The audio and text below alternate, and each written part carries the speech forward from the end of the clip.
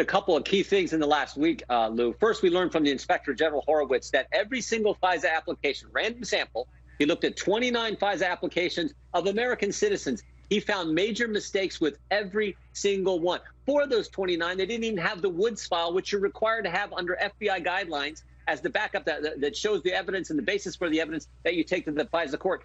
4 of those cases, they didn't even have that. And then we also learned from the footnotes that were declassified, the FBI knew all along. They knew all along that Christopher Steele was getting played by the Russians. They knew it. I think they didn't care because they were so out to get this president. And Bill Barr and John Durham are working on getting to the bottom of this. Let's hope that they do just that. And let's hope that this report and the investigation are completed and the report's given to Congress sometime this summer.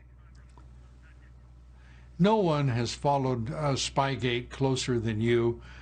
Knows the intricacies of the whole sordid web that surrounded this president as a result of the efforts of the radical Dems to destroy him and to overthrow his presidency. Yep.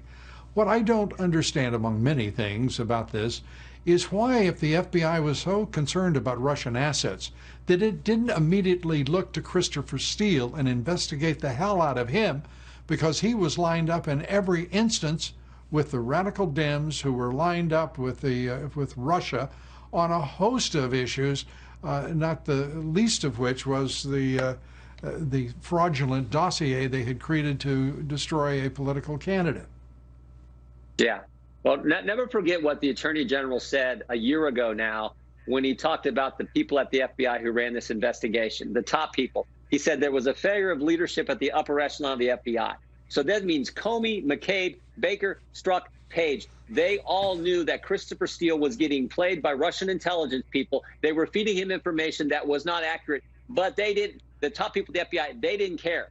They were so determined to go after this president that even before he was elected president in summer of 2016, they spied on 2 American citizens associated with the presidential campaign. My guess is that's probably never happened in American history, but they did all that. And now each and every day, as we learn more, as more things are declassified, as Mr. Horowitz does more of his investigation, as we learn more about what Mr. Durham is doing in his investigation, we find out how bad it really was. The only thing we were wrong about, Lou, this whole thing, you talked about this for years. We talked about it. Mark Meadows, Matt Gaetz, Devin Nunes, others, we all talked about it. The only thing we were wrong about is it was worse than we thought. So much worse than we thought. And we're learning more and more about how bad it really was every day. That's absolutely true. And when we learn, and we should credit former federal prosecutor Joe DeGeneva with the report on John Durham and his grand jury and those witnesses being called. When we find out that, that all of this is, I mean, we've watched it, as you say, for years.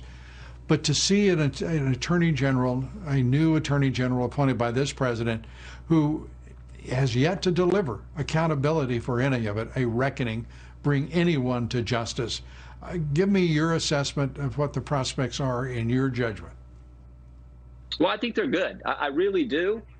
Bill Barr has, I think, handled himself exceptionally well. He put out a great memo today about religious liberty. He said, look, if you're going to let people go to the grocery store and stand and be 6 feet apart and exercise social distancing, then for goodness sake, they should be able to exercise their First Amendment religious liberty rights and go to church and stay 6 feet apart and not be harassed and fined by local governments. So he put out a great decision today, a great memo today on First Amendment liberties. I think John Durham's doing his work. We'll have to wait and see. I mean, we don't know until we get the report, until we find out when the investigation is complete. But thus far, I've been very impressed by the way the new Attorney General, not so new, I guess now, he's been in office for over a year, but the Attorney General has handled his responsibilities, right, and the way he has worked for the President of this United States. Well, we're all very hopeful, and I've got to ask you this last question, if I may. House Speaker Pelosi refusing to open Congress to put it back in session until May 4th, and saying, of all things, that she might change her mind if there were an emergency. Is she not only tone deaf, but utterly blind to what is happening in this country? Yeah, Lou, there are task force meeting in Washington, there are task force meeting all across this country, but the task force that's supposed to meet and handle big issues that confront our nation is the United States Congress. So where is her plan She's great at criticizing the president, saying bad things about the president, even though I think he's doing an outstanding job leading our country. And I think most American people believe that as well. Where is her plan? Putting us back to work, getting us back. We could be in Congress doing the people's business. And frankly, the idea that we're not going to come back until after the things start to open back up on May 1st, I think is ridiculous. So show us your plan, Speaker Pelosi, and let's get back to work doing the people's business. Well, the president has shown her his plan, and that is the Paycheck Protection Program that is going to run out of money, we're told, next week.